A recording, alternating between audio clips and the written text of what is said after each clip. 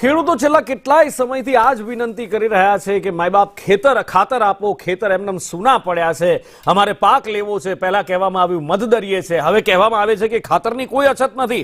એક ફોન કરો જો ખાતર ના મળે તો, અને જો ફોન કરો તો એમ કહે છે કે 4 થી 5 હજાર ખેડૂતોના ફોન આવ્યા છે, કોઈને ખાતર મળ્યું નથી। 20 તારીખ પછી મળે તો મળે, આવી વાત એમાં કરવામાં આવે છે કે 20 તારીખ પછી મળવાની શક્યતા છે। આમાં ખેડૂતો જાય ક્યાં? આ બાજુ કોંગ્રેસ પણ હવે ખેડૂતોની પડખે ઊભી થઈ છે। અમરેલી જિલ્લા કોંગ્રેસના પ્રમુખ પ્રતાપ દુધાતે કૃષિ મંત્રી રાઘવજી પટેલને એક પત્ર લખ્યો છે અને તેમણે કહ્યું છે પત્રમાં કે જિલ્લામાં ડીએપી ખાતર પૂરું પાડવામાં આવે।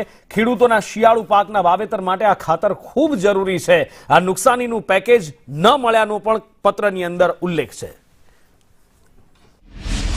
આપને વિનંતી કરવા માંગુ છું અમરેલી જિલ્લા કોંગ્રેસ પ્રમુખ તરીકે કે અમરેલીની અંદર અતિવૃષ્ટિ, ખૂબ જ નુકસાન, જિલ્લાને આપણે વળતર નામે મીંડું આપ્યું, જિલ્લાને વળતરમાં તમે બાકાત રાખ્યો। ફરી વખત ખેડૂતને પોતાનો પાક નવો વાવવા માટે પ્રયત્ન કરી રહ્યા છે, ત્યારે અમરેલી સાથે આખા ગુજરાતની અંદર ખાતરની ખૂબ જ તંગી તો નહીં કહું, પણ ખાતર મળતું જ નથી।